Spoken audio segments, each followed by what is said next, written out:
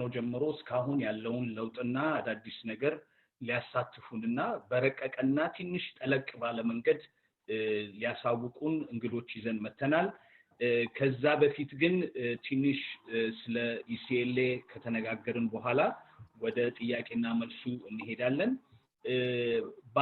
በዛሬው ጊዜ አንድ ነገር ልናሳውስ እንፈልገው ከዚህ በፊት በሎስ አንጀለስም ሆነ በአካባቢው የኢትዮጵያ ማህበረሰብ የኢትዮጵያን ኮሚኒቲ ሴንተር የማህበረሰብ ማዕከል ለማቋቋም ብዙ ከራሳቸውም ጊዜና ገንዘብ አውጥተው ከሰው ጋር ተባብረው ሊጀምሩ ያሰቡና በተለያየ ምክንያቶች ሳይሳካ ቀርቶ ወይም ደግሞ የተሳካውን መጠነኛ ሆኖ ላለፉት ሁሉ ከዚህ በፊት ላደረጉት ጥረት ሁሉ ትልቅ ምስጋና እናቀርባለን ያሁኑ የተጀመረው ከሁለት ዓመት በፊት 7 ዓላማዎችን ይዞ የተጀመረ የECLA እንትን ነው ማህበረሰብ ማዕከል ነው በአጠቃላይ 7ቱንም ዓላማዎች በዌብሳይታችን ላይ beecla@eclosangeles.org ላይ እሱ ላይ ሊታይ ይችላል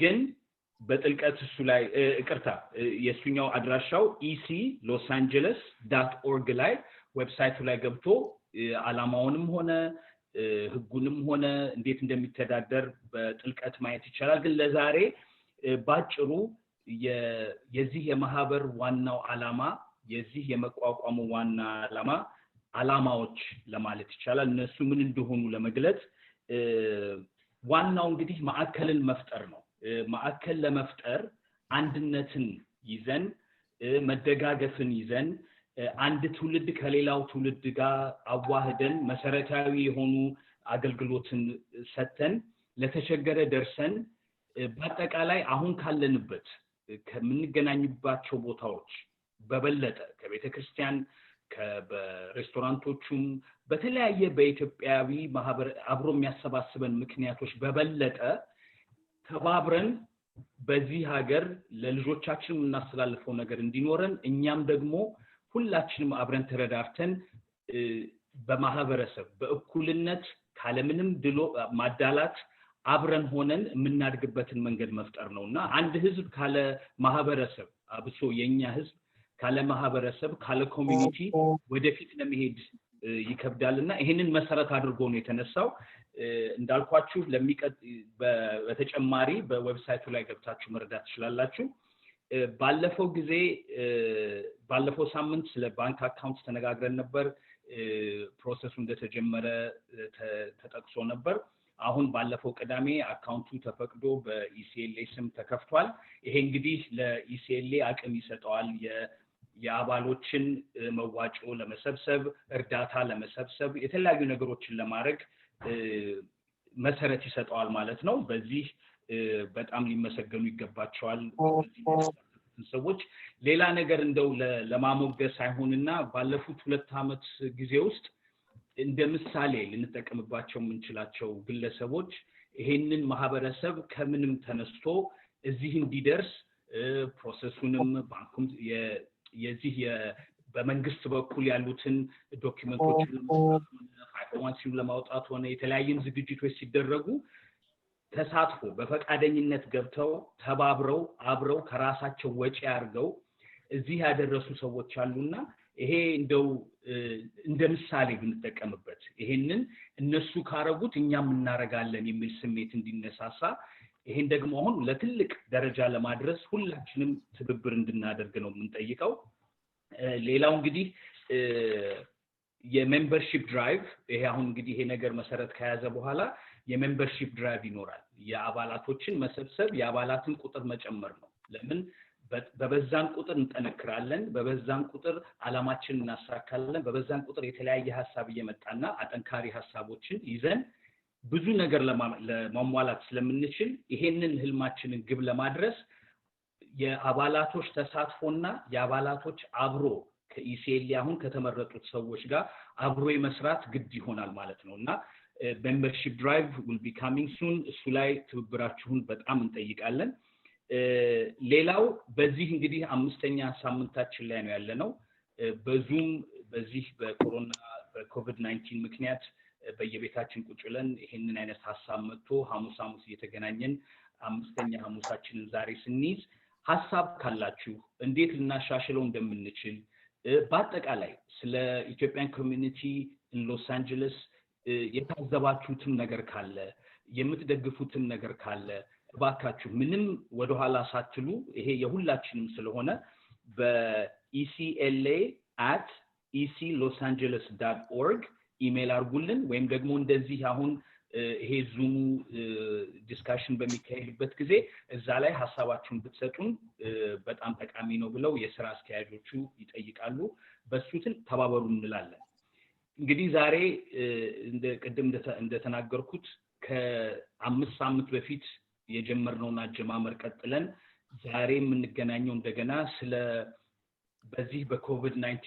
አካባቢ ያለውን አዲስ ነገር ግንዛቤ ሊሰጡን የተዘጋጁ የጤና ባለሙያዎች አብረውን አሉ በእውነቱ የተለየ ምስጋና በአሁን ጊዜ ስራ ውለው ከበሽተኞችም ጋር ሆነ በተለያየ መንገድ በሆስፒታልም ሆነ በተለያየ ቦታ ህክምና በሚያስፈልግበት ቦታ ሁሉ ጊዜያቸውን አጥፍተው ደክመው ግን ይሄንን ለኢትዮጵያ ማህበረሰብ በሎስ አንጀለስ ያለንን ዕውቀት እናካፍላለን ብለው ለተገኙት እንግዶቻችን ትልቅ ምስጋና እናቀርባለን ይሄ ለሁላችንም ምሳሌ የሚሆን ነው ሁላችንም ይሄንን ተከትለን ወደ ኋላ ሳንል ለህብረተሰባችን የተቻለንን ለማድረግ እንሞክር እንግዲህ በዚህ እንጀምርና በጥያቄና መልሱን ጀምርና የመጨረሻውን ትንሽ ደቂቃዎች ለመንፈሳዊ ማበረቻቻ የሚሆን የመንፈስ አባቶች ወይም አንድም ሊሆኑ ይችላሉ እነሱ ትንሽ የመንፈስ ማበረቻቻ መልእክት ይልኩልንና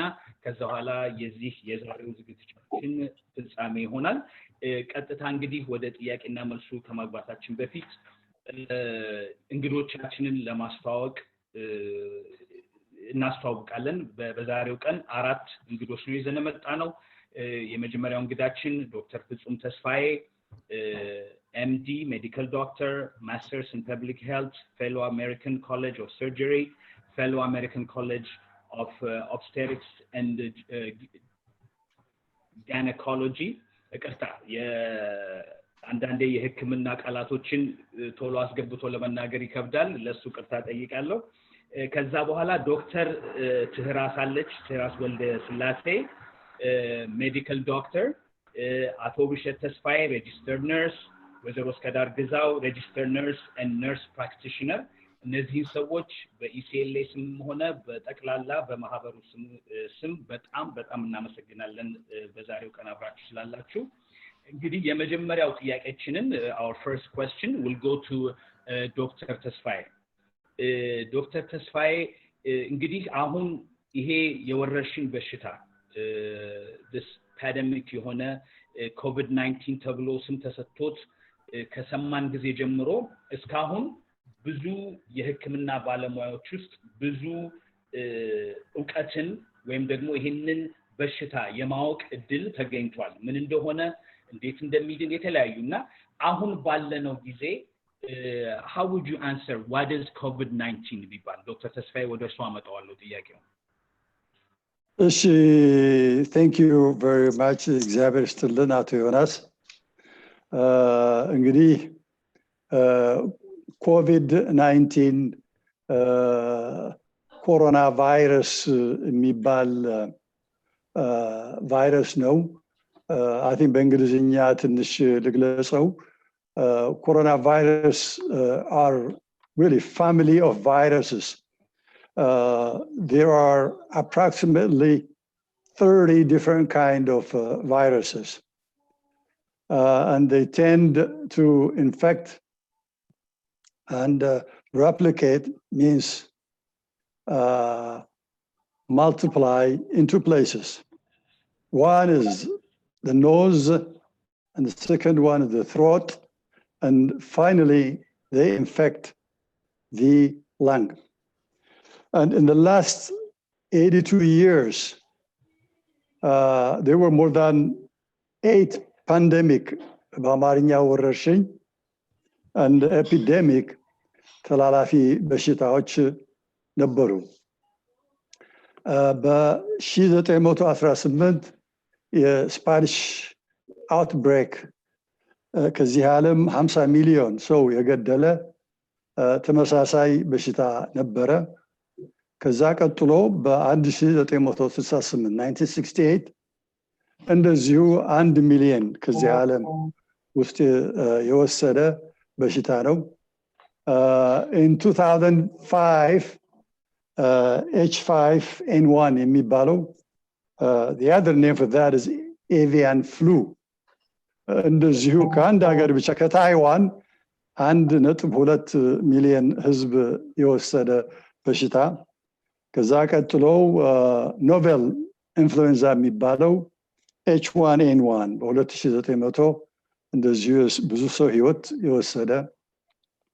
በ2012 መርስ የሚባለው የሚድል ኢስት ሬስፒራቶሪ ዲስትረስ ሲንድሮም የሚባለው እንደዚሁ ብዙ ጉዳት አድርሷል በዚህ ዓለም ውስጥ።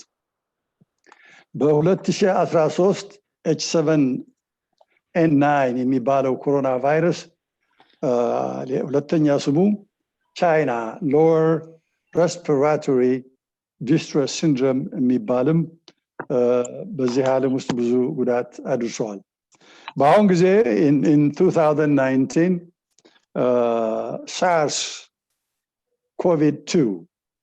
SARS-CoV-2 is really the name of the virus, and COVID-19 is the name of the disease.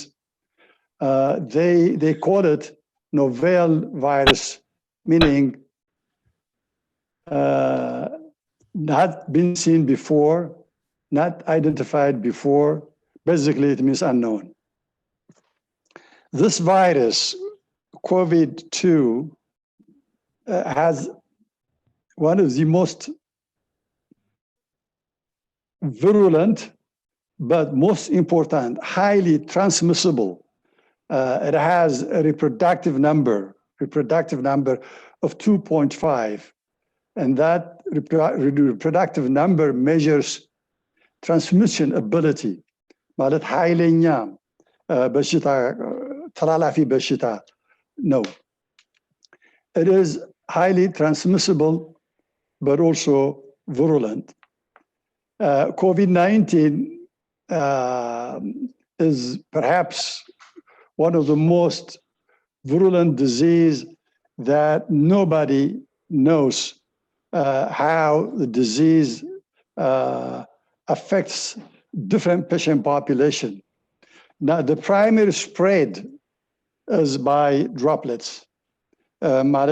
And so when they sneeze or cough, ካፍንጫም ምራቅ ሲፈናጠዝ ይሄ droplet ራሱ ፕሮፔል አድርጎ it propels short distance up to at least 3 feet, and it can stay in the air for 3 hours.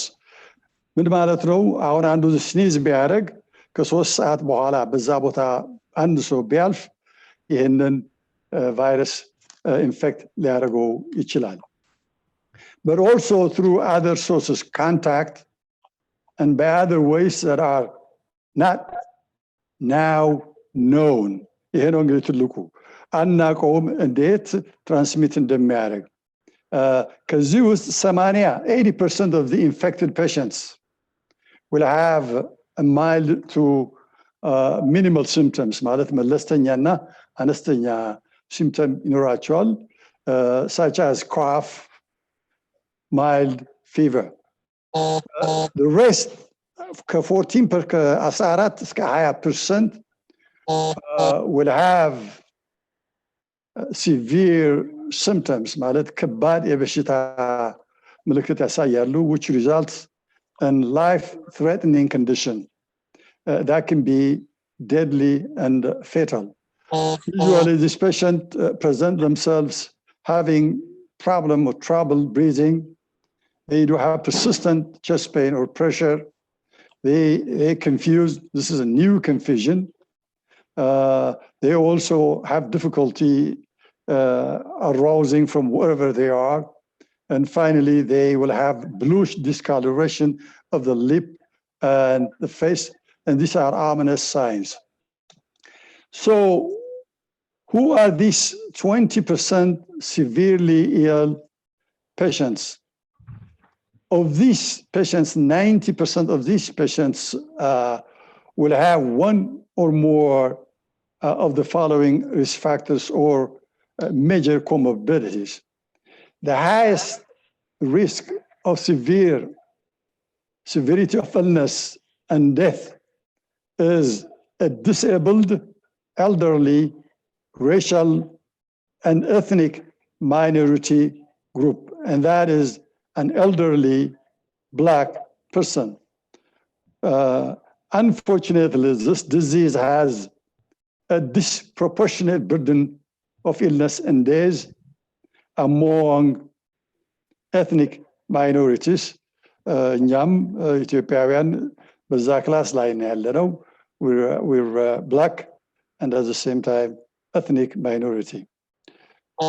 በእነኚህ ፖፑሌሽን ውስጥ ኤጅ 65 በላይ የሆነ የ95% ዴዝ ሬት አለው. ለመሞት 95% እድል አለው. Compared to age 45 to 65, which is only 45%.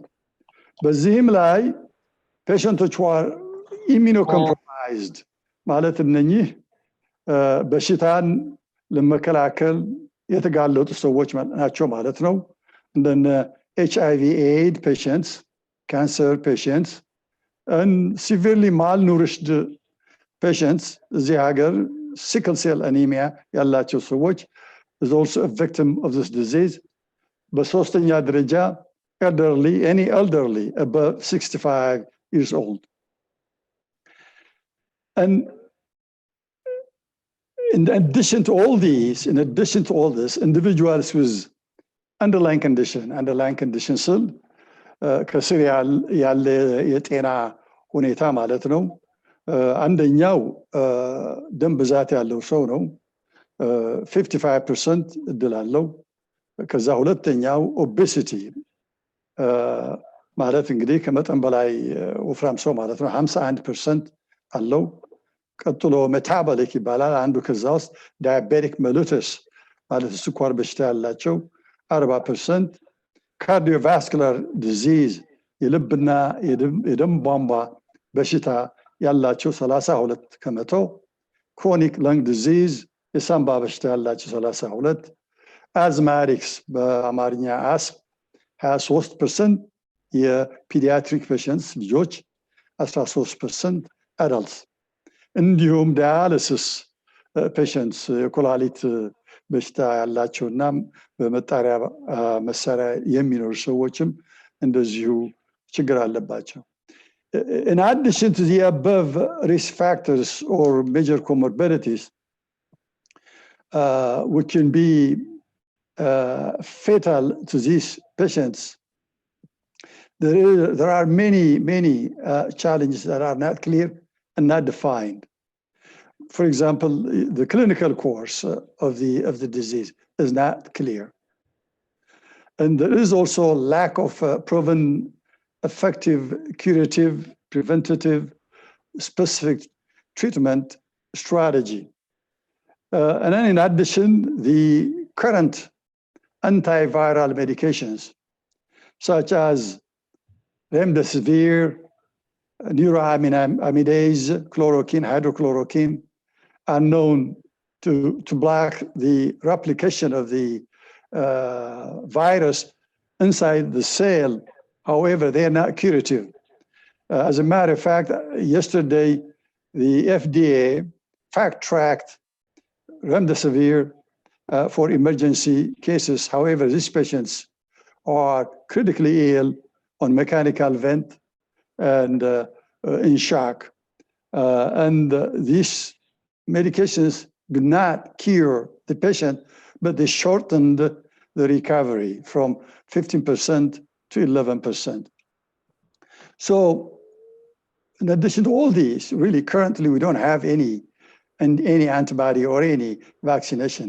The monoclonal antibody, which is plasma-driven antibody, which is recovered from infected patients who've recovered from the disease. Therefore, there are more questions than answers related to this patient. And the only remedy we have today is prevention and protection. I think our next speaker probably will go through these, and hand washing, goggles, and gloves, avoiding contacts. In other words, isolation, quarantine, and contaminants. And I will let Dr. Atu continue with the introduction of the next speaker. Thank you. በዚህ ላይ ትንሽ ከማለፋችን በፊት ብዙን ጥያቄ መልሰውልናልና you mentioned about the minorities, the ethnic minorities. Is it because of the precondition, the primary ethnic minorities area, or is it because of lack of access to the medical to hospitals and so on? Yeah, that's a very, very, very good question. The disease is again mainly attacks the low class, the racial and ethnic minority groups for many reasons. Number one, the living condition. The living condition, they live in a highly dense population, residential segregation, the distance to grocery stores, the limited house spaces they have, critical workers, but particularly critical workers. If you look at the number of healthcare workers, there are about 12% are the licensed practitioners, and the nurses are minority groups, particularly Blacks. And if you look at the Hispanic population, 70% are working in agriculture, so they're vulnerable to this disease. And also they have the underlying condition. These ethnic groups are underprivileged to get healthcare access, and they have major underlying conditions, the conditions that I have mentioned. If you look at hypertension, it's very predominantly Black. If you look at rate of kidney failure, it's very high in the Black population. Diabetes is the same thing. So you have all these major comorbidities that are highly associated with this racial and ethnic minority groups. A lack of care, a lack of healthcare coverage is also included. Okay, thank you very much. በጣም እናመሰግናለሁ ተስፋዬ። አንድ ጥያቄ እርሶ ጋር ተመልሼ እመጣለሁ። አሁን ወደ ዶክተር ትርሃስ ከሄድን በኋላ የመጨረሻ አንድ ጥያቄ ይኖረኛል ለእርሶ። ዶክተር ትርሃስ, thank you for joining us. እንኳን ደህና መጣሽ እንላለንና አሁን አለፈው እንግዲህ ይሄ ነገር ከተጀመረ ጊዜ ጀምሮ from the time we heard about this disease እስካሁን ድረስ ተጨማሪ ሆኑ ምልክቶች ወይም ሲምፕተሞች አሉ ወይና በአጠቃላይ እሱን ብትነግሪን እባክሽን ዶክተር ትርሃስ። Okay, thank you very much, Jonas, for having me today. So as Dr. Tasfai mentioned, COVID-19 is a respiratory disease that affects the respiratory tract. So generally, people infected with COVID-19 will present with respiratory symptoms. More specifically, as Dr. again mentioned, about 82% will have cough, 62% will have shortness of breath, and about 25% will exhibit upper respiratory symptoms like nasal congestion. The reported symptoms had a wide range from mild symptoms to very severe illness. And these symptoms may appear 2 to 14 days after exposure to the virus. On average, it takes about 5 to 6 days from when someone is infected with the virus to the symptom development, but it can take up to 14 days. So currently, people with symptoms or combination of symptoms like cough, shortness of breath, difficulty breathing may have COVID-19, or at least 2 symptoms like fever, chills, repeated shaking with chills, muscle pain, headache, sore throat, new loss of taste or smell can have COVID-19 infection. And also children will have similar symptoms, although they have mild illness. So There are other symptoms that are other than this that were reported. People also had diarrhea, rash. A few people had this symptom. So if anyone should consult their medical provider if they have symptoms that they think is severe or concerning to them. So, but we should keep in mind that some people may have no symptom at all when they're infected, or may have also very mild symptoms. Most people, about 80%, recover from disease without needing hospital treatment, and around 1 out of 5 people who gets COVID-19 become seriously ill. That is especially seen, as doctor mentioned, with high-risk patients that are usually that do usually have underlying medical problems. So so we should seek medical attention or medical care if we develop the symptoms, and if we have been in close contact with a person who had COVID-19, or if we live in or have recently been in an area with ongoing spread of COVID-19. But if we have any of the emergency warning signs for COVID-19, we should get immediate medical attention.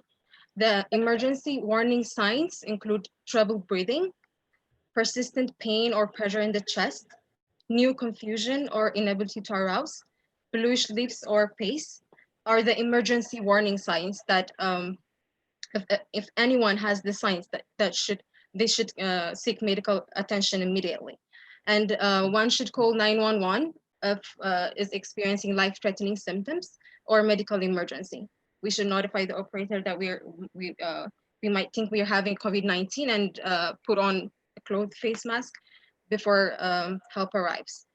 Okay, Dr. Taraz, if I can stop you here. For example, for what the emergency symptoms that you mentioned, do they come in order, or is all, like, for example, we can start with ለምሳሌ የሰውነት መንቀጥቀጥ ከዛ በኋላ መተንፈስ ወይስ የየራሱ ደረጃ አለው ሲመጣ እነዛ ምልክቶች? Okay, so if anyone is having any of the emergency warning signs, አሁን ለምሳሌ ትንፋሽ ማጠር፣ የደረት ላይ ህመም፣ አዲስ የሆነ ግራ መጋባት፣ ወይም ደግሞ በከንፈር ላይ ወይም ፊት ላይ የሚታይ ከለር መቀየር ወደ ብሉ የሆነ ከለር መቀየር፣ እነዚህ በጣም ዴንጀረስ ሳይን የሚባሉ ናቸው። ስለዚህ anyone who experienced this one of the symptoms, any of the symptoms, እነዚህ አራት danger sign የሚባሉትን experience የሚያደርግ ሰው they should seek medical attention immediately. But anyone can have the fever, can be mild or severe, or they can have a slight cough or repeated cough. So those symptoms that I mentioned, like the cough, the upper respiratory tract symptoms, and the chills, the rigors, are symptoms that anyone can experience and those who are infected can experience. But mainly those, if anyone experienced any of the emergency signs that I mentioned, they should get medical attention immediately, because they are emergency signs which indicate that the patient is progressing to severe illness rather than the mild symptoms that we can take care of at home. If we have like minor symptoms such as slight cough or mild fever, there's generally no need to seek medical care. They can stay at home, self-isolate, and monitor their symptoms. Okay. But if they experience any of the emergency warning signs, they should get medical attention immediately. እሺ ኦኬ አሁን ባለንበት ጊዜ እንግዲህ እንደምንሰማው የተለያዩ አይነት ቴስቶች አሉ ይባላል። so the testings vary እና አሁን በህክምና ዓለም ውስጥ የሌለን ሰዎች በጣም ግራ የሚያጋቡ አይነት ነውና የምንሰማቸው አዳዲስ ቃላቶች አሉና አንድ ጥያቄ በቀጥታ ብጠይቅሽ, what is the difference between diagnostic and serological testing? Okay, thank you. So there are two different kinds of testing available for COVID-19 today. There's diagnostic test and the serologic or antibody blood test. The diagnostic test tells you if you have a current infection. The serologic test or antibody test tells you if you had a previous infection. So serology tests do not diagnose active coronavirus infection. They are blood tests that check for proteins or antibody that develop in the body when the body is responding to infection. On the other hand, diagnostic tests are molecular tests that mainly use laboratory technique known as polymerase chain reaction or PCR that checks for genetic material from the virus itself. So this test can be diagnostic for active infection through sample, usually from nose or from throat. So these are the two tests that are available and that are being used to check for infection. But as I said, serologic test cannot be used to check for active infection. It only indicates previous infection. The only thing that we can use to diagnose the current infection is a diagnostic test that is usually taken from nose or throat swab. One thing that's important though, whether the test is positive or negative for COVID-19, no matter which type of test, we should still take preventive measures to protect ourselves and others. Because the two tests that I mentioned, for example, for serology tests, it takes time to for the body to develop the antibody. So we might have negative results even if we are currently infected. And for the diagnostic test, even if we are not currently infected, we still are susceptible to get infection from other people. So no matter what the test is and which type of test that is, whichever result we get, we should still take preventive measures to protect ourselves and others. ኦኬ እሺ ይሄንን ቴስት ለመደረግ አሁን ለምሳሌ ነው ቢሄድ የኔ ምርጫ ነው የትኛውን ቴስት መውሰድ እንዳለብኝ ወይስ my doctor or the doctor who's available would determine which test I should take, or do they take both of them at the same time? Okay, so usually the medical provider would decide what's best, and they would look at what kind of symptom that you're having. If you're having a symptom, usually the tests are given to a priority personnel. A priority personnel are those who are currently working at frontline, who are usually exposed to the virus. So they are getting the priority. But it's up to the medical provider to decide if that patient requires the test or not. But currently in LA, for example, the test is being given to anyone that's resident in LA to get the test. It's free. They can go to different test centers, and they could get the test. Even though, as I said, the priority is given for those who are showing the symptoms and for those who are at high risk, who are being exposed to the virus more. Okay. And one last question I have for you is, how long does it take for someone to develop antibodies? Okay, so an antibody test may not be able to show if we have current infection, because it can take 1 to 3 weeks to make antibodies after symptoms occur. Some people take even longer. Our natural immunity is very fascinating. Our body has different mechanisms to fighting infection. Like Dr. Tesfaye said, currently there aren't no proven medications that can cure the virus. So it's mainly protection, and also it's our body that is, it's our natural immunity that is helping the person get better. So one of the ways that our body fights infection is by producing this blood proteins called antibodies. And in early days of an infection, when the body is still building its immune response, antibody may not be detected. So which would result in false negative serology test results. So similarly, positive serology tests may occur if personnel had been infected with COVID-19 in the past and are not currently infected with the virus. That's why earlier I mentioned that the serology test should not be used to diagnose COVID-19 currently. So we did not know if having antibody to the virus can protect someone from getting infection with the virus again, or how long that protection might last. This is actually why the serology test is being used right now, to gain a better understanding of how the immune response against the virus causing COVID-19 develops over time. And also there are research projects that are using serologic tests to understand various aspects of the disease. So the serologic test is not used for the current, for diagnosing current infection because it takes time. For one thing is that it takes time for our body to develop the antibodies. Yeah. ኦኬ ወደ ዶክተር ተስፋዬ መለሳለሁ። ዶክተር ተስፋዬ እንግዲህ በዚህ አሁን በሲምፕተሙን ካወቅን በኋላ ምልክቶቹን የዚህ የተለያየ አይነት አሉ ከተባለ በኋላ ዋናው አሁን በዚህ ሰሞንም የሚያሳዝኑ ዜናዎች የምንሰማው የነፍሰ ጡር ልጆች ሊወልዱ የተዘጋጁ እናቶች አሉ። ወልደውም ደግሞ የልጅን የማጥባት ደረጃ ላይ ያሉ እናቶች አሉና በዚህ ጊዜ ይሄ ሁሉ እንዳለ ሆኖ የቴስቲንጉም የበሽታ አይነቱም ማንን እንደሚያጠቃ ካወቅን በኋላ አሁን በመናቀው ደረጃ በሕክምናው ዓለም what do we know about the relationship between pregnancy, breastfeeding and the COVID-19? Dr. Tesfaye. Thank you. በጣም ጥሩ ጥያቄ ነው። አንደኛ ነገር ራሱ pregnancy is really a disease itself. It reduces the immunity. So literally, pregnant ladies, to a certain extent, they're prone to get infection, not from virus, but from any other disease, including bacteria. However, the CDC have announced and suggests by giving statements saying that pregnant people seem to have the same risk as adults who are not pregnant.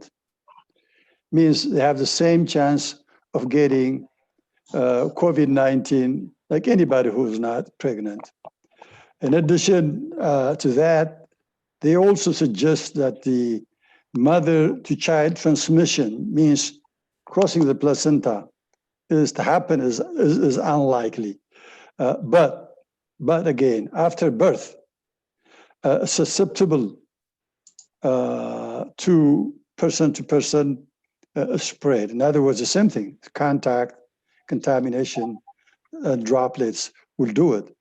So it is unlikely that the patient would be, the baby would be infected from an infected mom. And one of the things that as a gynecologist that really amazed me is CDC is saying that they have not detected the virus in the amniotic fluid of the uterus and the breast milk. And these are literally suggestions, and they're very limited studies. And they have suggested that patients should advise family members and their own gynecologist before they make a decision. There's one caveat. Any pregnant lady that is infected and she is on third trimester position, it is advisable to postpone the delivery further, because there are some early studies that showed during the third trimester somehow they may not know whether this is a direct immediate delivery contact or in utero contact, saying that there is slight chance, increased chance of the fetus get infected in utero towards the delivery. And I can understand that. Patients can have a premature rupture membrane. Patients could have many other things during the third trimester, and they could be prone to infection. So this is basically a CDC saying an opinion without any clinical trials. And as a gynecologist, my advice is, yes, it may be, they may not have risk accordingly, but I have seen viruses affecting more often pregnant women than non-pregnant person. So the answer to this is really, you need to protect yourself. Same thing, when you deliver or before delivery, go through the routine protective and preventive measures of hand wash, using goggles, wash, clean, disinfect the contaminated area in the house. I do believe pregnant women are more highly susceptible to COVID than any other person that is not pregnant. And there was a study also in one of the small countries where they showed that pregnancy is high risk factor for severity of illness and risk adjusted mortality. Okay.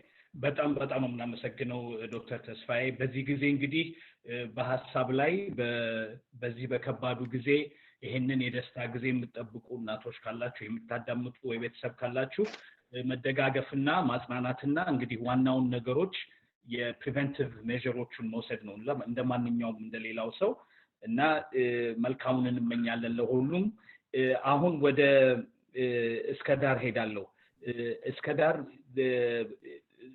ዶክተር ትራሃስ የነገረችን ስለ ሴሮሎጂካል ቴስቲንግ አሁን ባለንበት ጊዜ አንቺ ልጠይቅ እንፈልገው is serology testing readily available right now ባለንበትና በመርበና ምን ያህልስ ነው በበቂ ሁኔታ የሚካሄደው ያለው So thank you again ይሄን opportunity ስለሰጣችሁኝ እዚህ ለመናገር I'll mix English and Amarinya sorry about that. Serology testing is available, but not necessarily readily available. But at this Yohona study since April, some labs have been able to run it.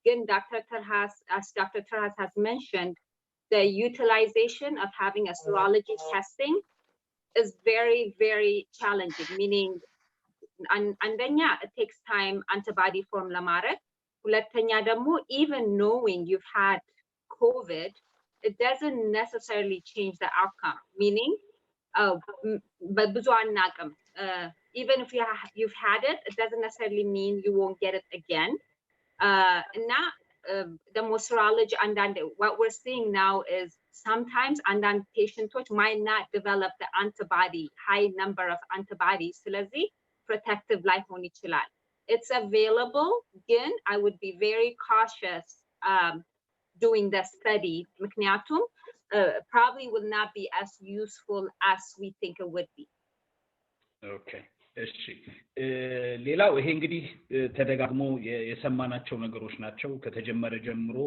የተለያየ ሐሳቦች አሉ እንዴት አድርገን ራሳችንን ከዚህ እንደምንጠብቅ ተጨማሪ ሐሳቦች ካሉና አንቺም ካየሹና በስራ በኩልም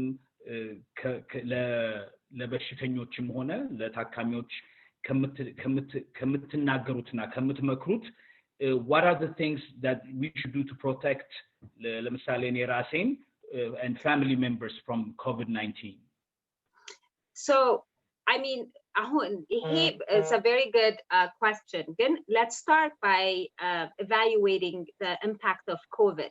One is globally. We have about 3 million people infected with COVID. Out of that, about 200,000 people have already died.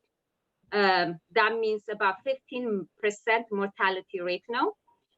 In California by itself, we have about 50,000 people infected. We do have anywhere from 4.5 to 5% mortality rates. Similar case in Los Angeles County.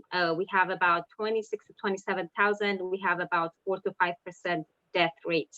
So meaning COVID-19 impact is very, very high.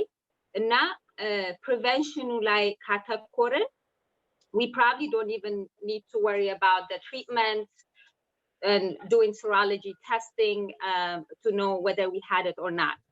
Not highly, right now, the recommendation is that we all wear a mask.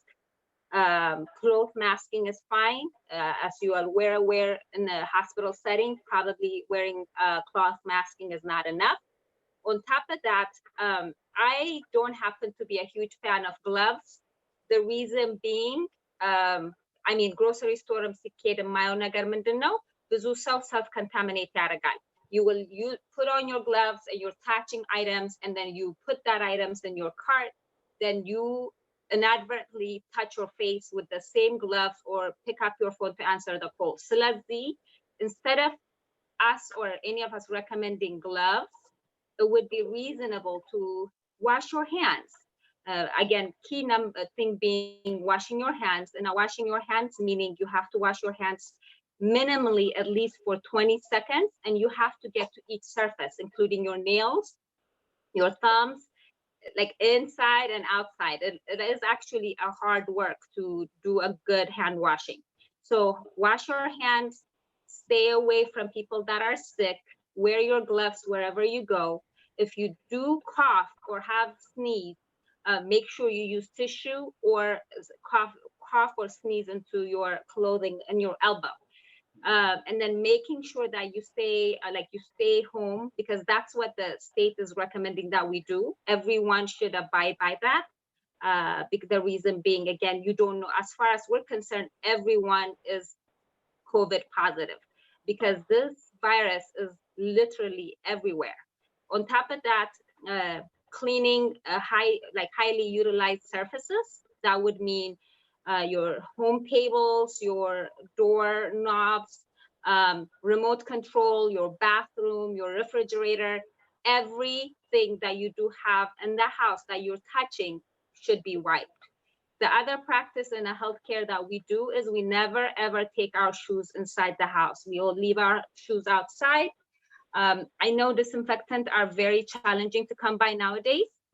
The recommendation would be, if you're leaving your shoes outside, if you have Lysol or any EPA approved disinfectant, it's time to use them. If you work in a healthcare setting, or you happen to be essential worker, recommendation is the minute you get to the house, you take off your clothes, put it in the washer or bag it, and then go straight to shower without touching any of your family members. Basically, the recommendation would be wash, stay home, and then clean the surfaces that you're utilizing. Okay. ይሄ ነው እንግዲህ በአሁኑ ጊዜ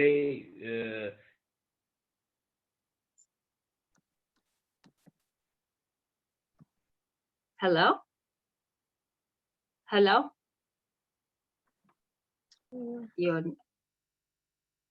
ድምጽ አይሰማም። ድምጽ አይሰማም። ዮናስ, you might have to repeat, cut off አረግ። Okay, የቤተሰብ አሁን ይሰማል። የቤተሰብ ኃላፊነት ስላለባችሁ ደግሞ ያንን ለመወጣት የምታረጉትን ነገር በእውነቱ በጣም ነው የምናደንቀው፣ በጣም ነው የምናመሰግናችሁ። እዚህ ፊት ለፊት ሆናችሁ ይሄንን ስራ እያካሄዳችሁ ደግሞ እንደገና ተመልሳችሁ ቤታችሁ መታችሁ ቤተሰቦቻችሁን ከዛ ለመጠበቅ ለምታረጉትና እስከዳር we thank you for the advices that you have given us. Now we see the global number, we see California number, and then we try to justify that, you know, it's not that bad, and then here I am, I'll go get tested, and my antibody is testing positive. በዛ ምክንያት can I just stop wearing mask and avoid social distancing just because እኔ ጤንነት ላይ ስላለው? No. The reason being, ምንድነው ችግሩ? አሁን I really need to understand, I really need everyone to understand the impact of this disease. Meaning, true, Dr. Tesfaim, Dr. Terhassan have mentioned earlier, impact የሚያደርገው የታመሙ ሰዎች፣ diabetes, high blood pressure, heart disease, kidney disease ያላቸውን ሰዎች ነው በብዛት effect የሚያደርገው. True, again, not all the cases. Unfortunately, the cases in Mayo currently, it tends to affect the people that do poorly are the patients that are in the age group of 45 to 65. The reason being, maybe they might have asthma, or maybe minimum past medical history are doing very, very poorly in a hospital setting. On top of that, serology testing, having an antibody is not necessarily going to help you or any of your family members, because we don't know what that test means. Yes, it does mean you were infected at some point and you have recovered, but it doesn't necessarily mean your immunity is going to be very long. Therefore, you should stop the physical distancing or wearing masks. The only way we can protect each other and you win this war with this unknown virus is really by prevention, which means you have to wear gloves, you have to stay healthy, meaning eat as well as you can, rest as well as you can, and not keep up with your immunity. Okay. በጣም እናመሰግነው እስከዳር ሌላ ጥያቄ ካለ አንቺ ጋር መለሳለሁ። አሁን ወደ ውብሸት እሄዳለሁና ይሄን እንግዲህ አሁን ስለ ማን እንደሚያጠቃ አዳዲሱን አይነት የራሱ ትርጉሙን ከዶክተር ተስፋዬ መጀመሪያ ከሰማነውና አሁን ብዙ የተረዳን ይመስልናል። እኛ ደግሞ በዚህ በአጠቃላይ የኛን ህብረተሰብ እንደ ማይኖሪቲ እንደመሆናችን መጠን እዚህ ሀገር የበለጠ ጥንቃቄ እንድናደርግ በሽታዎችም ካሉብን የደም ብዛትም ሆነ የስኳርም ሆነ የሌሎች አይነት በሽታዎች ካሉብን ደግሞ የበለጠ እኛ ለዚህ የምንዳረግ since we're exposed to it we should really protect ourselves እና ከዛም ዶክተር ትርሃስም ሆነ እስከዳርም የነገረችን እሱን ነው። በአጠቃላይ ራስን መንጠቀቅ እንደሚያስፈልግ አንድ ትልቅ ልናስታውስ እንፈልገው ነገር ቁጥር እየታየ ወይም ደግሞ እስካሁን ጤነኛ ነኝ I'm fine until now so that's it ከእንግዲህ በኋላ I think I'm done ብሎ to dare to go back to what the government or the governor is saying, the social distancing and protecting yourself is not really a good idea ነው ከነገራችሁን የምንገነዘበውና አሁን ወደ ውብሸት እሄዳለሁ። በዚህ ምክንያት እንግዲህ አሁን ከዚህ በፊት በህመም ላይ ያሉ ወይ ሆስፒታል የሚሄዱ ሰዎች የተለያየ በሽታ ከዚህ በፊት የነበረባቸው ከ4 ከ5 ወር በፊት አሁን ሆስፒታል ለመሄድ ሲፈልጉ if they want to go to the hospital and go back to their routine of going and checking with their doctors ምንድነው what should people with multiple diseases do when they get sick during this pandemic? አመሰግናለሁ ዮናስ እንዲሁም የስራ ጓደኞቼ በዚህ በላስት 6 እና 8 ሳምንት ውስጥ ሆስፒታል ውስጥ ከታዩት አንድ ነገሮች ውስጥ ኢመርጀንሲ ሩም የሚመጡ በሽተኞች በጣም ቀንሰዋል ከመጠን በላይ። አንደኛው ምክንያት አብዛኛው ሊመጣ የሚፈልግ ሰው እየፈራ ኮቪድ-19 እዛ ሆስፒታል ውስጥ አገኛለሁ ይይዘኛል ብሎ በመፍራት ነው ሌላ ያላቸውን ችግሮች ሳይከታተሉት ቤት እየቀሩ አውትካሙ መጥፎ የሆነ ወደ ሆስፒታል መጨረሻ ላይ መምጣት የጀመሩት። ለምሳሌ በእኛ ኮሚኒቲ ስታየው በኢትዮጵያ ኮሚኒቲ ስናየው የደም ግፊት፣ የስኳር በሽታ፣ የሳምባ ችግር፣ የካንሰር፣ የደዌ በሽታ ያለባቸው ሰዎች ህክምናቸውን መከታተል አለባቸው። ምክንያቱም በዛ ላይ ይሄ ቢጨመርበት ኮቪድ-19 ቢጨመርበት ሰውነታችን ስትረስ ብዙ ስላለበት ስኳሩ ብለድ ፕሬሸሩ እነሱ ማኔጅ ካልተደረጉ ኮቪዱን ለመከላከልና ለመቋቋም በጣም ያስቸግራል። አውትካሙ መጥፎ ነው የሚሆነው። ስለዚህ በሚቻለው አቅም የኢመርጀንሲ ሩም መሄድ ካለባቸው ጥንቃቄውን ወስዶ ኢመርጀንሲ ሩም መሄድ በጣም አስፈላጊ ነው። ሌላው ደግሞ ከቤት ሆኖ ስልክ መደወል ይቻላል፣ አድቫይስ መጠየቅ ይቻላል። የኮሚኒቲ ሴንተሮች አሉ አድቫይስ ቢሰጡ እነሱን ሪሶርሶችን መጠቀም። ግን የግድ ሆኖ መሄድ ካለበት ያለምንም ፍራቻ ጥንቃቄ ተወስዶ ሆስፒታል መሄድ አለባቸው ህመማቸውን ለማግኘት። በዛ ላይ የህክምና ባለሙያ ያዘዘላቸውን መድኃኒቶች በስርዓቱ እየተከተሉ መውሰድ አለባቸው። የደም ግፊት መቆጣጠር ሲቻል ድንገት ሌላ በሽታ ከመጣ ኮቪድ ከመጣ ሌላ ስትረስ መሆን አይችልምና ሰውነታቸው ሊቋቋመው ይችላል እና በጣም አስፈላጊ ነው ብዬ አምንበታለሁ። እሺ እንግዲህ አሁን በዚህ ቅድም እንደተነጋገርነው ዶክተር ተስፋዬ እንደነገሩን በብዙ ሁኔታ ወይ ኢንሹራንስ የሌላቸው ሰዎች ወይ ደግሞ አያስፈልገኝም ብሎም ቁጭ ያለ ሰው ወይም ለዛ አይነት ነገር አክሰስ የሌላቸው ሰዎች ለኮቪድ-19 ቴስት መደረግ ይችላሉ? አዎ በጣም በተለይ ለሎስ አንጀለስ አካባቢ ነዋሪዎች እና በሎስ አንጀለስ ካውንቲ ክፍለ ከተማ ውስጥ የሚኖሩ ማንኛቸውም የኢትዮጵያውያኖችም ሆነ ማንኛውም ህብረተሰብ ነፃ ቴስት እንዲደረግ ከ3 ቀን በፊት እንትን መግለጫ ወጥቷል። በፊት ለሄልዝ ኬር ወርከሮች ወይም ከ65 ዓመት በላይ እንደዚህ ለሚሆን የሚል ሌሎች ክራይቴሪያዎች ነበሩ። አሁን ግን ያቆማል።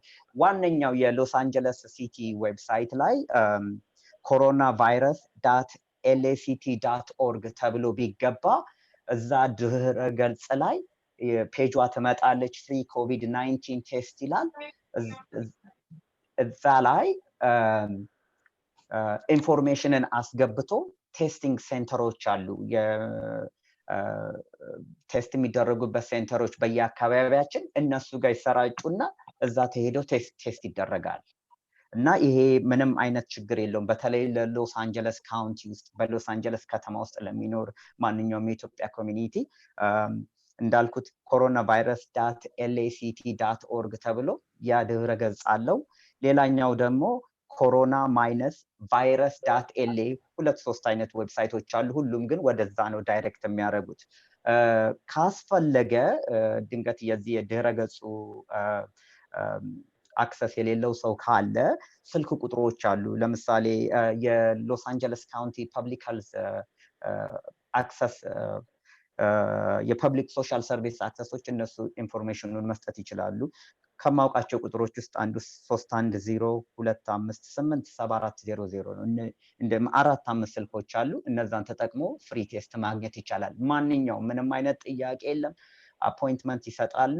በዛ ሄዶ በዛ ሰዓት በሚባለው ቦታ ሄዶ ቴስቱ መደረግ ይቻላል። የሜዲካል ኢንሹራንስ የለንም፣ የሕክምና አክሰሱ የለንም ለሚሉ የኮሚኒቲው ሜምበሮቻችን የሎስ አንጀለስ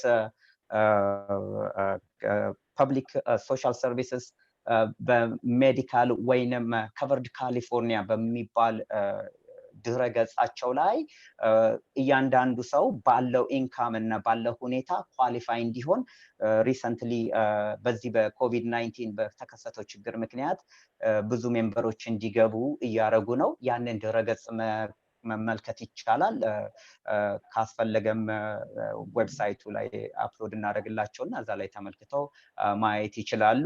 ከእንደገና ደግሞ አሁን ብዙ የተደረገው ነገር በዚህ ዲዛስተር በዚህ ኮቪድ-19 ዲዛስተር ታውጆ የምግብ ለሌለ ትምህርት ቤት ላሉ ልጆች ምሳ እንዲያገኙ ሞርጌጅ ለመክፈል ለማይችሉ ለተወሰነ ጊዜ ሰስፔንድ እንዲደረግ ግን ተመልሶ ያው መከፈል አለበት። እንደዛ አይነት ፕሮግራሞች አሉ። እነዚህ ኢንፎርሜሽኖች እዚህ ያልኩት ዌብሳይት ላይ ማአት ሊስቶች ስላሉ እዚህ ገጽ ላይ ገብተው ማየትና ቁጥሮችም አሉ። እርዳታ የሚፈልጉ ከሆነ ሁላችንም መርዳት የምንችልበት ሁኔታ አለ ማለት ነው። እሺ፣ በጣም ነው የምናመሰግነው። ይሄ ኢንፎርሜሽኖች ሁሉ ዌብሳይት name and address posted on our website on ECLA በፌስቡክም በተለያዩም ገጾቻችን ላይ እሱን እናገኛለን እንድናገኝ ይሆናል ኢንፎርሜሽኑን አንተ ሰጥተህን። ሌላ እንግዲህ በእኛ በባህላችን አፈታሪኮች የተለያዩ እምነቶች አሉ። አንዳንዴ በብሔረሰብ በእኛ አካባቢ ውስጥ ድሮ ከምንሰማው ወይም ደግሞ ከባህላችን ጋር አብረን አጣምረን የምንሄደው ነገርና አንዳንዴ እንደ ልምድ ይሆንና ለእንደዚህ አይነት ነገር ስንዳረግ ያንን ልምድ ይዘን ያንን ያደግንበትን ይዘን ለእንደዚህ አይነት ጊዜ ድንገት ተጋላጭ ልኖር እንችላለንና what are some of the myths that and beliefs that need to be evaluated in our community ብለህ ታስባለህ? በቅርብ ጊዜ ከተሰሙት አንዳንድ አመለካከቶች አንዱ ይሄ በሽታ የሚያጠቃው ከ65 ዓመት በላይ ወይም ሽማግሌ ወይንም ከዛ በላይ ያለን ሰው ነው ብለው ይናገራሉ። ስታቲስቲክሱን እንደምናየው ከሆነ በጣም ዝቅ ብሎ 30 40 ውስጥ ያለ ሰው እየሞተ ነው ያለው እና የእድሜ ክልል አይመርጥም ብዙ የታች ያለውን አፌክት ባያረግም ግን ሁሉንም አፌክት ያደርጋል ኢን ጀነራል እና ሁላችንም ልጅ አዋቂ ሽማግሌ ምናምን ሳይባል ሁላችንም ራሳችንን መጠበቅ እንዳለብን ነው ሌላኛው የምንሰማው ደግሞ ምንድነው ሾርባ ላይ በርበሬ አድርገን ወይ የሆነ የሚያቃጥል ነገር አድርገን ብንጠጣ ኮቪድ-19 ይከላከላል የሚል የሚሰሙ ነገሮች አሉ ያንን ስትሰማ በትክክለኛ ለዚህ ነገርኛ ከምናየው በተለይ ሪሰንትሊ ከምናየው ነገሮች ስናየው እጅ መታጠብ ጭንብል ማድረግ እና ሶሻል ዲስታንሲንግ ሰውን ትንሽ ከራቅራቅ ተባብለን በተለይ ሎስ አንጀለስ ሲቲ ትንሽ ጨነቅነቅ ያለች ከተማ ስለሆነች ጠጋ ብለን ስለምንካሄድ ለዛ እንደዚህ አይነት ጭንብሎች እጅ መታጠብና ርቀት ያስፈልጋል እነዚህ ናቸው በጣም የሚያድኑት በቅርቡ ደግሞ ሌላ የሰማነው ያለፈው ሳምንት አካባቢ ከከረንት ያውኑ ፕሬዝዳንታችን ላይሶል ወይንም በረኪና ዲስኢንፌክታንት ምናምን ነገሮችን እንደ ሰጀስሽን አድርጎም አይደለም ሳስበውም ብዙም የተናገራቸው ነገሮች ነበሩ ሰው ያንን እየጠጣ ሌላ ችግር እየተፈጠረ ነው እና ያ አያድንም በረኪና ምናምን የሚያድነው መጠቀም ያለበት ለአውተር ሰርፌሶች ነው ከጠረጴዛ ወንበሮች ምናምን ላይ እሱም ያጠረጴዛው ክሎሮክስ ወይንም እንትን እንደሚችል መሆን አለበት አለበለዚያ አንዳንዴ ቀለሙ ሊፋቅ ይችላል እና ዲስኢንፌክታንት ክሎሮክስ እንደማያድን መጠጣት ጥቅም እንደሌለው በጣም እንዲገነዘቡ ተወዳለው ሌላኛው የምንሰማው ደግሞ ምንድነው ይሄ በሽታ ሞቅ ያለ ቦታ ላይ እንትን ሰውን አፌክት አያደርግም የሚል ነው እየሰማን ያለን ነው በእኛ ኮሚኒቲ ውስጥ እዚህ አሜሪካ እንደምታየው ቀዝቃዛ ሙቀት ሁሉም ቦታ ለዚህ የሁሉም አየር ያለበት ሀገር ነው እንደምታየው እኔ ያለሁበት አካባቢ በጣም ትንሽ ሞቅ ያለ ቦታ ነው እዛ አካባቢ የኢንፌክሽን ሬቱ በጣም ሃይ ነው ስለዚህ የትም ቀዘቀዘም ሞቀም ሳይባል የሚተላለፉበትን መንገዶችን አስበን መከላከል መቻል አለብን እና ሙቀት ኢምፓክት ሊኖረው ይችላል ግን ስቲል ጥንቃቄ ያስፈልጋል ሌላኛው ደግሞ አንድ ከሰማናቸው ነገሮች ውስጥ ከአንድ ሰው ጋር ዝም ብዬ ለአንድ ሰከንድ ለሁለት ሰከንድ ቢሆን ምንም አልሆንም የሚላል ምክንያቱም በእኛ ኮሚኒቲ እያየን ያለው ጭንብላቸውን አውልቀው መሳሳም እንደዚህ አይነት ነገሮችን ማድረግ ጀምሯል ኮቪድ-19 10 ደቂቃ አይፈልግም ለመያዝ የሚፈልገው ሰከንድ ነው ስለዚህ የዛ ራቅ ሰዓት ምንትነስ ደቂቃ በሰከንዶች ውስጥ ልንያዝ እንችላለን ስለዚህ ጥንቃቄዎችን ስቲል መውሰድ አለብን ነው የሚለው ሌላው ደግሞ ይሄ ሃንድ ድራየር እጅ ከመታጠብ ከታጠቡ በኋላ ማድረቂያ ያለው እንትን እሱ ሙቀቱ ሊገለው ይችላል የሚላል እሱም ምንም አይነት የሳይንቲፊክ ኤቪደንስ የለም ሃንድ ድራየር እንደዛ ሊገላ አይችልም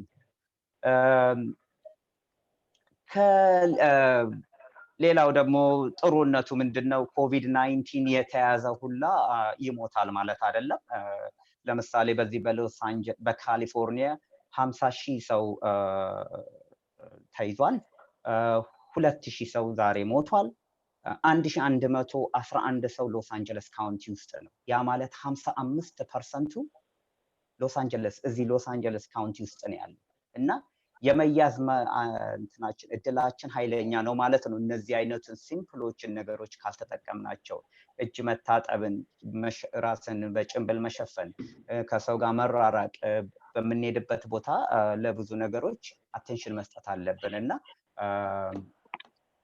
ያ ነው ሌላው ፌስ ማስክ ጭንብል N95 የሚባለው ያ ስፔሻል ማስክ በብዛት ሆስፒታል ነው አቬለብል የሚሆነው እሱ ራሱ 100% አይደለም የሚያድነው 95% ያለውን ነው በጣም ሃይሊ ኢፌክቲቭ የሆነ እንትን ነው ግን በቤት አካባቢ ላሉ በጨርቅ የሚሰሩ ጭንብሎችን መጠቀም ይቻላል ማስኮችን ተብሏል መጠቀም ይቻላል ዋናው ግን ምንድነው በየቀኑ ከወጣን በኋላ ከተጠቀምን በኋላ ያንን ዘሴም ጨርቅ የምንጠቀመው ከሆነ ዘሴም ማስክ የምንጠቀመው ከሆነ ማታ በመንተኛበት ሰዓት ወይ ቀን በመንተኛበት ሰዓት ማጠብ አለብን እና በጣም መታጠብ አለበት ሁሌ በተገኘው አጋጣሚ በቀን አንዴ እየታጠበ ማስጣት ማታ መንተኛ ከሆነ አጥበን ማስጣት ቀን ከሆነ አጥበን ማስጣት እንደዛ ያረጋግን ያሉ ነገሮች ካሉ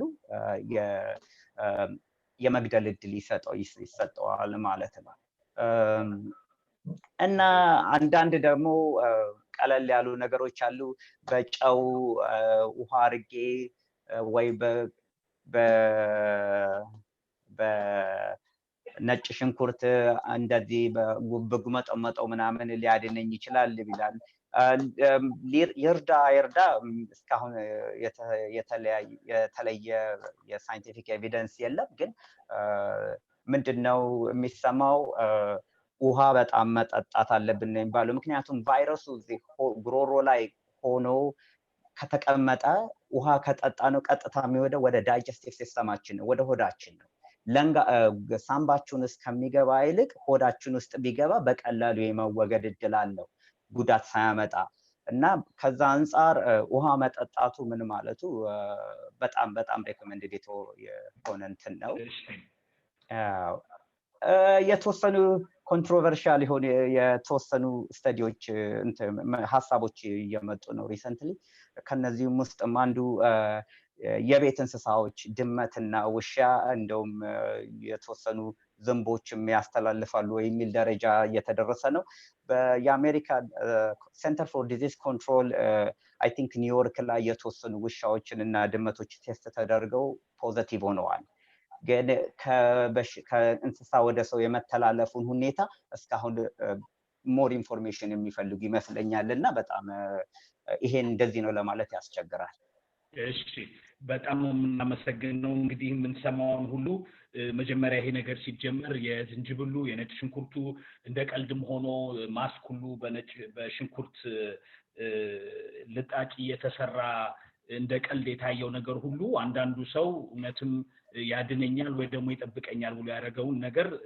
እንደማያዋጣ ነውና ለምክርህ እናመሰግናለን አንድ የመጨረሻ ጥያቄ አንተን ልጠይቅ የምፈልገው እንግዲህ ይሄ ነገር በዚህ ባለፉት ወራቶች ውስጥ የነበረን አኗኗር በጣም ተቀይሯል our lifestyle have drastically changed and ከዚህ ጋር what are some of the coping mechanisms or stress management techniques that are available ለኛ በተገኘው አጋጣሚ ሁሉ ስትረስን ጭንቀትንና ፍርሃትን የምንቀንስበትን ሁኔታዎች መፈለግ መቻል አለብን አብዛኛውን ጊዜ የተለያዩ ሚዲያዎችን እንሰማለን ሁሉም የራሳቸው አጀንዳ አላቸው ግን ሁሉም የሚስማሙበት እጅ መታጠቡን አፍንጫ መሸፈኑን መራራቁን ይስማሙበታል እስከ ተወሰነ ሊሚት አድርገ ነው የምናገኘውን ኢንፎርሜሽን በዛ ብንቀጥል ጥሩ ይመስለኛል ሌላው በተለይ በእኛ ኮሚኒቲ መደረግ የሚገባቸው ካሉ የሃይማኖት አባቶች ጋር ስልክ መደወል የቤተሰቦቻችን ጋር ስልክ መደወል ትንሽ ቀላል ሊሆንች ለምሳሌ ቡና አፍልቶ የዛ መንፈስ የሚያመጣው የተለየ ስሜት አለ ሰውነታችን ላይ እና እንደዛ አይነት አክቲቪቲዎችን ቢደረጉ ቤት ውስጥ ቀለል ያሉ ሲምፕል ኤክሰርሳይሶች እንደ ዮጋ ወይንም መዟዟር የሚቻልበት ሁኔታ ሴፍሊ ያለውን አካባቢ መጓጓዝ ወክ ማድረግ የሚቻል ከሆነ በተራራቀ ዲስታንስ እንደዛ አይነት ኤክሰርሳይሶችን ማድረግ አስፈላጊ ነው ብዬ ገምታለሁ ኦኬ እንግዲህ ይሄን ሁሉም ቤተክርስቲያኖቻችንም ሆነ መስጊዶቹም በዚህ በመናየው በፌስቡክም ሆነ በተለያየ ገጽ ላይ የጸሎት ጊዜዎችን አሁንም ብዙ ኤክሰርሳይሶች አንድ ነገር ኖቲስ ያደረግ ነው በዚህ ጊዜ እንግዲህ የኢንተርኔቱን የኮኔክሽኑ ነገር አይ ቲንክ ለሁሉ ሰው ያስደነቀ ይመስለኛል ብዙ ችግር አንሰማም የኢንተርኔት ፕሮብሌም ያለባቸው ቦታዎችና በዚህ ምክንያት ዩቲዩብ ላይ እየገባን ቪዲዮዎችን እያየን እንዳልከው ደግሞ የኢትዮጵያዊን መንፈስ የሚያመጡ ነገሮችን ወይ የተለያየ መዝሙሮችንም ሙዚቃዎችንም ከቡና ማፍላት ጋር ያገናኘን እንደሱ አይነት ጊዜያትን በማሳለፍ ትንሽ የጭንቀቱን ጊዜ ማረጋጋት እንችላለን እንግዲህ አንድ የመጨረሻ ጥያቄ ለዶክተር ተስፋዬ ልጠይቅና ቅድም ከተነሳው ላይ ነውና ለ3 ሰዓት ያህል አየር ላይ ይቆያል ለተባለው በሰርፌስ ላይ ይሄ ጠንካራ ሰርፌስ የሆኑ ነገሮች ላይ የነካ ሰው ላይ እዛ ላይ የተገመተ ጊዜ አለ ወይ ቫይረሱ ምን ያህል እንደሚቆይ ብረት ላይ ወይ አንዳንድ የተነካኩ ነገሮች ላይ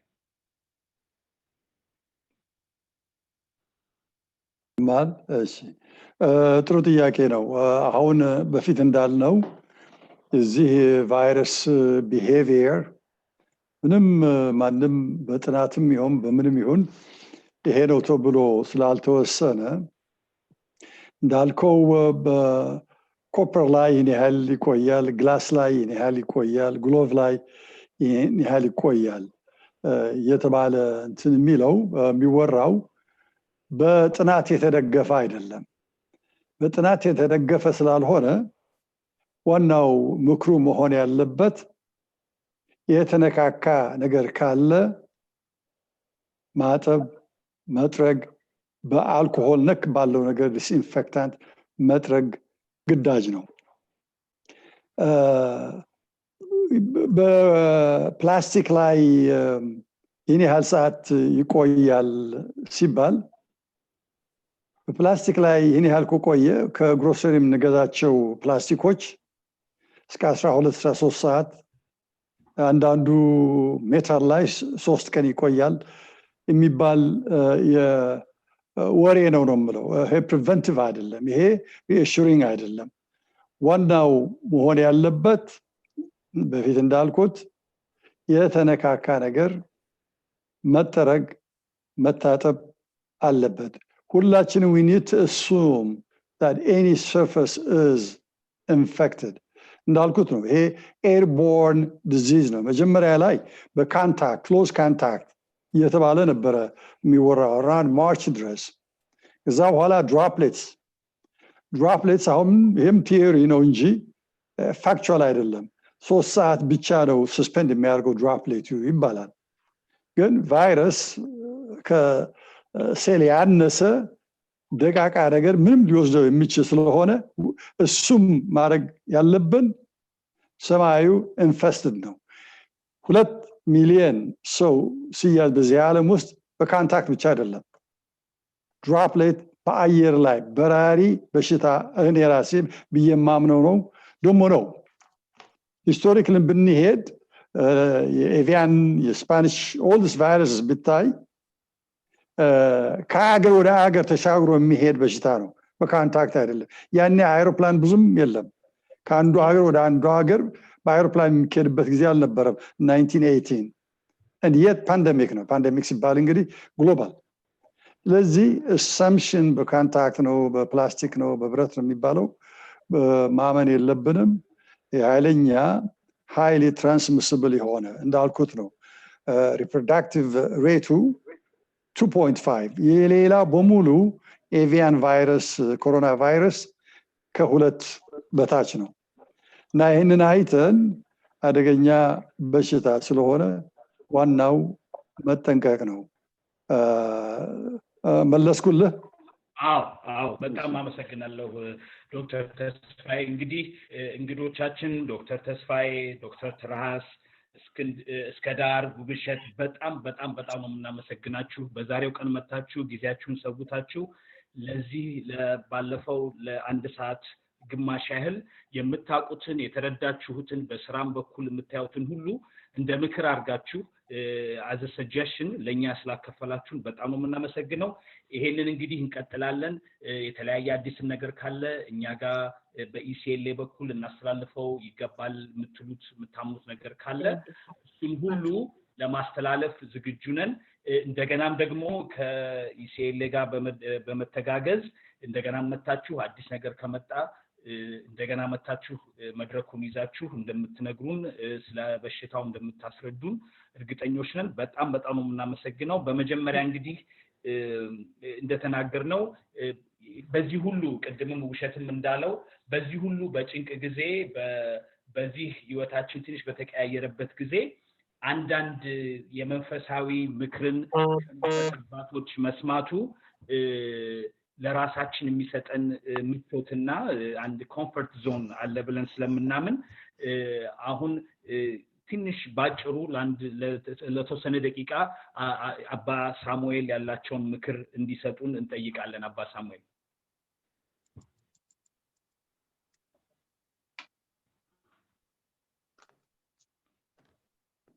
ይቀጥሉ። አባታችን ይሰማሉ። እሺ።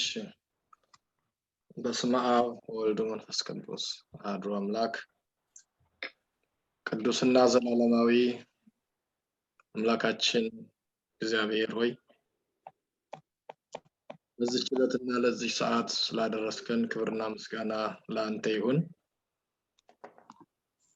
አቤቱ ፈጣሪያችን አዳምን ከሲኦል፣ ኖህን ከውሃ ጥፋት፣ ይስሐቅን ከመታረድ፣ እስራኤልን ከፈርዖን፣ ዳዊትን ከሳኦል፣ ኤልያስን ከኤልዛቤል፣ መርዶክዮስን ከሐማ፣ ሰለስቱ ደቂቅን ከእቶነ እሳት ያዳንክና የጠበቅ የሰወርክ፣ ኢዮብን ከቁስል፣ አልዓዛርን ከመቃብር፣ ሕዝቅያስን ከሰናክሬም፣ ዮናስን ከአሳ አንበሪ፣ ምናሴን ከብረት ቀፎ፣ ሙሴን ከዳታንና ከአቤሮን፣ አሮንን ከደቂቀ ቆሬ ያዳንክ የጠበቅ የሰወርክ፣ ከመከራ ስጋ ከመከራ ነፍስ ጠብቀን ሰውረን።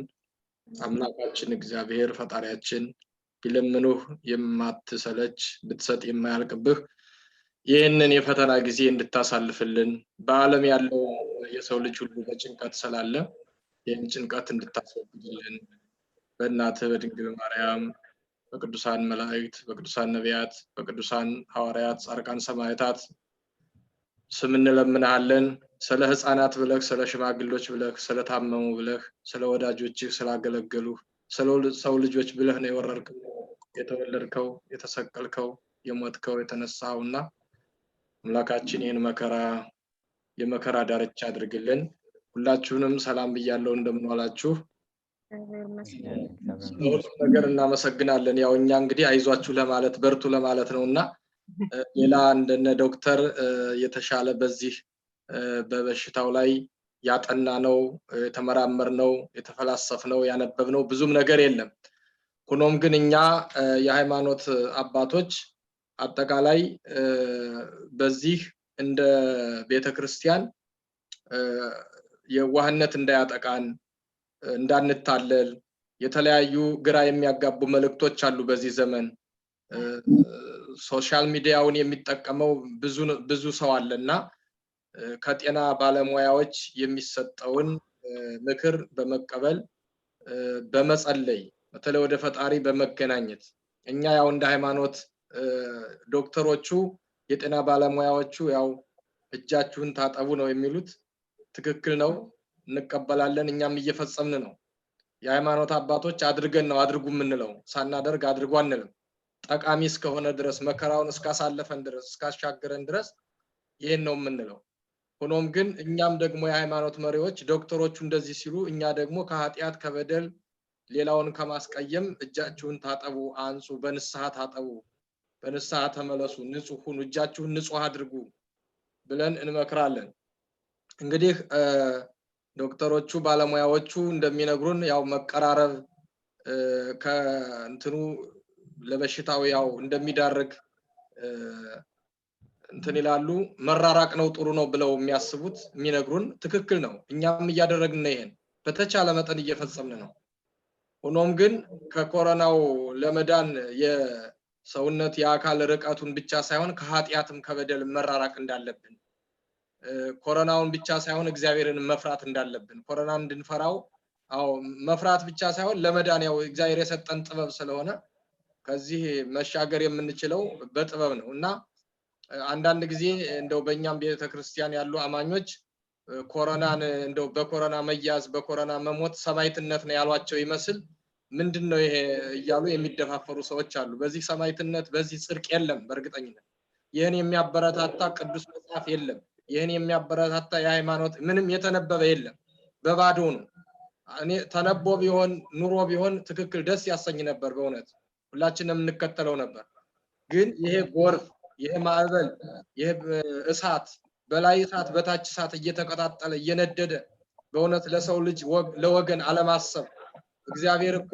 ወደዚህ ዓለም የመጣው የሰው ልጅ ፍለጋ ነው የመጣው እግዚአብሔር የሞተለትን የተሰቀለለትን የወረደለትን ይሄን ደካማ ስጋ የማይጠማው አምላክ እንዲጠማው ሆኖ የተገለጠውን አምላክ ክርስትናን ይሄን ማቃለል ነው የሚሆነው እንደው የሰው ልጅ የተከበረ ነው አማናዊ ቤተ መቅደስ የኛ አካል ነው ቤተ መቅደሱ የተሰራው ለኛ እንጂ ለማንም አይደለም የኛ አካል እስከኖረ ድረስ ነው ቤተ መቅደስ ሊኖር ቤተ ክርስቲያን ሊኖር የሚችለው እና ለሰው ልጅ ባካችሁ ማሰብ መቻል አለብን በየጊዜው ባይሆን የኛ ድርሻ የሚነገረውን ከጤና ባለሙያዎች እሱን እየወሰርን በጸሎት መብረታት ግን አለብንና ይሄን ጊዜ ወደ ፈጣሪ በማልቀስ እግዚአብሔር እንዲተውልን እንዲያስቀርልን በቃችሁ እንዲለን ከዚህ በኋላ ከዚህ የባሰ ሌላ እንዳያሰማን እንዳያሳየን መጸለይ መቻል አለብን አጠቃላይ በየትኛውም ያለው ስብስብ ገለጻ ትምህርት ጠቃሚ ነው ይሄን መውሰድ መቻል አለብን መጀመሪያ መጠቃት የለብንም ቫይረስ የመጀመሪያውን ህዝብ ያጠቃን በኋላ መድኃኒቱ ሲገኝ ክትባቱ ሲገኝ የሞተው ነው የሚጎዳው ስለዚህ ራሳችንን አሳልፈን ከምንም ሳንሆን ማለት ነው ከጽርቅም ሳንሆን በስጋ ከመኖርም ሳንሆን ስለዚህ በዚህ መበርታት መቻል አለብን የሚል መልእክት ነው ያለኝ እንግዲህ ሌላ እንትምለው ከሌለ በአጠቃላይ ጥሩ ነው ጊዜው እየተገኙ ገለጻ ያነ ዶክተርም በትንሽ የሰማሁት ወደ ኋላም ገብቼ ቢሆን በእውነት ጥሩ ነው ለኛ ሁሉ መስማት ያለብንን የሚል ሐሳብ ነው ያለኝ ዮናስ እሺ አባ ሳሙኤል ቃለ ሕይወት ያሰማልን በእናንተ ጸሎት በእናንተ ቸርነት በእናንተ ወደሞ በመታቀርቡት በፌስቡክም ሆነ በምኑም የቅዳሴው ስርዓትም ሆነ ሌላ መንፈሳዊ ትምህርቶች በመትሰጡን እየተጽናናን እየተማርን ይሄን ጊዜ እናልፈዋለን ቃለ ሕይወት ያሰማልን ከዚህ በመቀጠል ኡስታዝ ሼህ መንሱር ከሙስሊም ህብረተሰብ ከኛ ጋር ናቸው እሳቸው ደግሞ ያላቸውን መልእክት ያቀርቡልናል አጠር አድርገው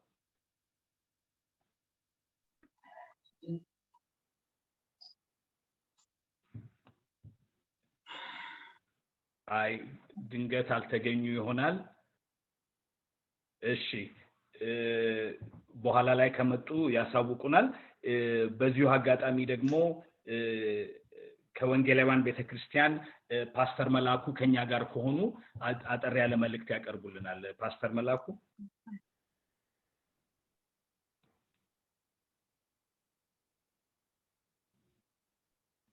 እሺ እንግዲህ ለሚቀጥለው ጊዜ እንደገና አብረውን መተው የመንፈስ መበረታታትን እንደሚሰጡን ባለሙሉ ተስፋ ነን አሁን ድንገት በቴክኒካልም ችግር ይሆናል ልናገኛቸው ያልቻልነው ሁላችሁንም እንግዲህ በሰላም በጤና እንደገና ለሚቀጥለው ሳምንት ለስድስተኛው ሳምንታችን እንደዚህ ECLA ከጀመርን በሰላም ያገናኘን የሰማነውን ምክር ሁሉ ከዶክተሮቹም ከባለሙያዎች ከሁሉም የሰማነውን ነገር ሁሉ በተግባር ላይ ያያረግን እየተረዳዳን ራሳችንን እንጠብቅ የሁላችንም ምኞትና ተስፋ ነው ይሄ ጊዜ አልፎ ደግሞ እንደገና ECLA ተቋቁሟል አሁንም ማዕከል ተፈጥሮ ሁላችንም ተሰብስበን ጥሩን ጊዜ ኢትዮጵያዊነታችንን አይተን ለሚቀጥለውም ትውልድ አሳልፈን የምንሰጠው ቦታ ተዘጋጅተን ይሄንን አሁን አብረን ያለነውን ጊዜ በኮቪድ-19 ጊዜ ብቻ ሳይሆን ወደፊት ቀጥለነው አብሮነታችንን አንድ ላይ መሆናችንን እንድናሳይ በECLA ስራ አስኪያጆችና በሁሉም